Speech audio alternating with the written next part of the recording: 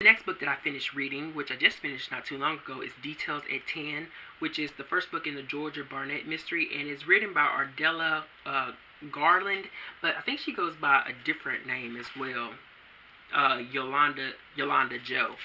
I'm going to read the back of this as well. So, Details at 10 follows a charismatic television reporter named Georgia Barnett as she struggles with justice, truth, and the ratings while pursuing a terrifying story of gang warfare and a missing child in inner city Chicago. This book gave me some really weird feels. I'm not 100% sure. I think at the end of the day, I just kind of gave it 2 stars. And I guess I'll get into why. First, I have to say that I always celebrate when a black author writes a black lead within the mystery genre. So that is number one in my book of celebration. So that is something that really had me pulled to this book. But I will say this, that the book is about a TV news reporter, and she reporting onto a case involving 2 rival gangs having a shootout. Of course, a murder ensues, and then a young child goes missing. That child happened to be someone on the scene who the journalist actually interviewed. That interview was broadcast, and then subsequent gangs ended up taking the child because she was a witness who saw a little bit too much. So that kind of gave that put stakes into the matter. That put a real driving motivation into the protagonist too, because at some level she was at fault for this child's kidnapping. So without a doubt, this book jumped off really well. I just knew we were going to get into the gang-related topics, and not necessarily like Cabrini Green.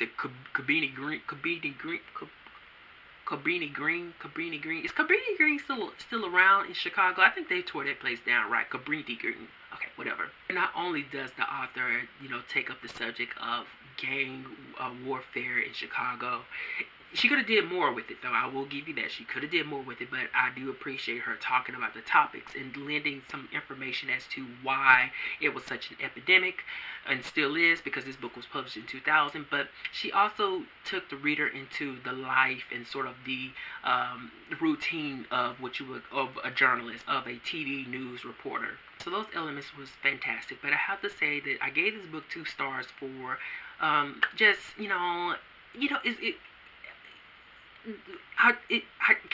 it captured my attention. It kept me reading, even when I got past the 50-page mark, and that little twinkle was saying, maybe you want to DNF this book because it's not exactly the most well-written material. Not that that's necessarily a draw, but what was kind of like chipping at me was the corny dialogue, and the fact that the author was really trying to, I think she was spending a little bit too much time. It's like you had this amazing thing to work with the news report and the journalism things, and the, going in depth with the gun violence and the violence in Chicago as it regards, gangs. You had these really great topics to go into, but at every corner, at every turn, at every shift within the plot, she kept driving the main protagonist, this journalist, this TV reporter, into a relationship with a detective.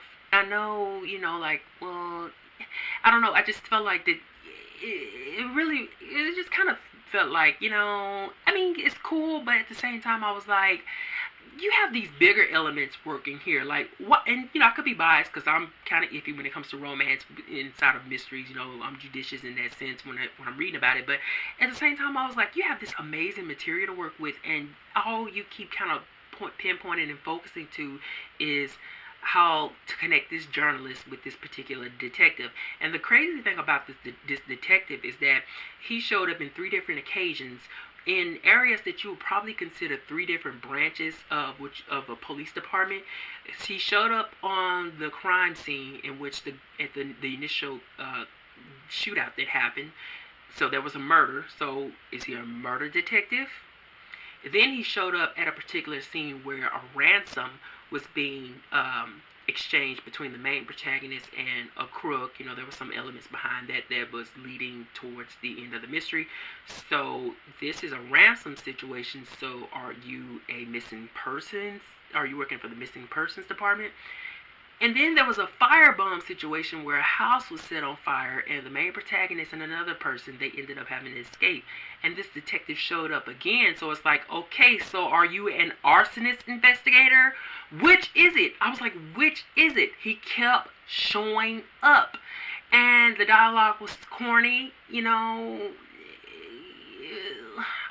The dialogue was corny. A lot of the phrasing, a lot of the expressions was corny as well. Like, there was one line where the main protagonist was talking about how one character was as big as an extra in the movie The Wizard of Oz. Something like, it was really odd, awkward dialogue. But for some reason, I kept reading. Some reason I just kept going. You know, the missing child situation was something that was really alluring to me. But it wasn't that fantastic, but it was just kind of a manageable read to me. Not really that inspiring. Not as inspiring as I hoped it would be regarding the journalism and the gang material. Come on, that's it.